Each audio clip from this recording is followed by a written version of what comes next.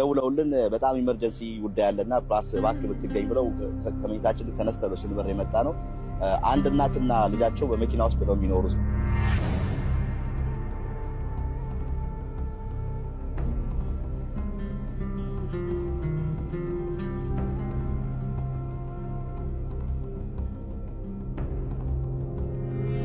ከባድ ነው። እዛ ብዙ ድራጎት አለ። ከባድ ነበር። ብዙ ጣጣ ነው ያሳለፍነው። ከብዳል ብዙ በቃ ሰከራም ድራግ የሚወስድ ብዙ አይነት ሰው ነው ያለው። ለእናቴ ይከብዳል። ለእኔ መታችን ምናምን ሰው እናቴ ተጎድታለች። እኔ አቅሙ አለኝ እችላለሁ። እሷ ግን ይከብዳል በጣም።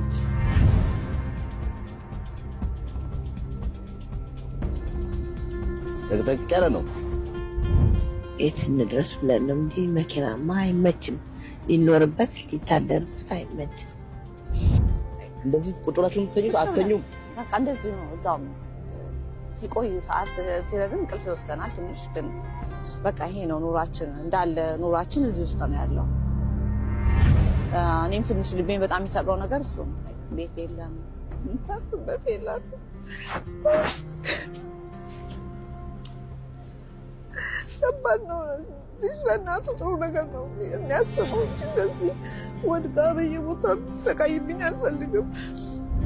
አሁን እንደዚህ ቁጭ ብለው ነው የሚያድሩት፣ እንደዚህ ቁጭ ብለው። ስለዚህ አልጋ ተኝተው አያውቁም ማለት ነው። እንደዚህ ለአንድ አመት ልጅ ተጨብጠን አልጋማ ከናፈቀኝ ስንት ጊዜ አልጋና ፍራሽ።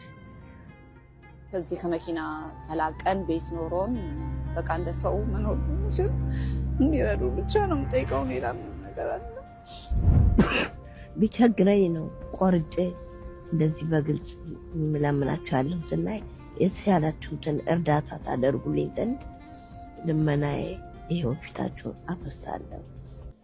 ጋይስ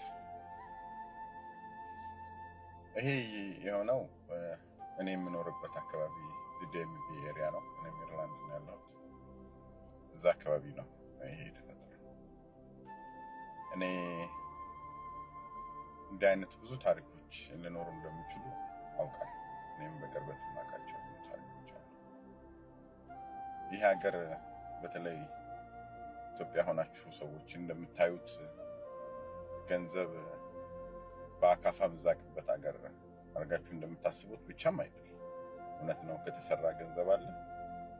ነገር ግን ነገሮች ከተበላሹ ደግሞ የዚህን ያክል ዋጋ የሚያስከፍልም ሀገር ነው።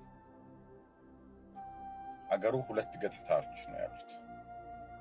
ሰርተህ ቤተሰቦችንም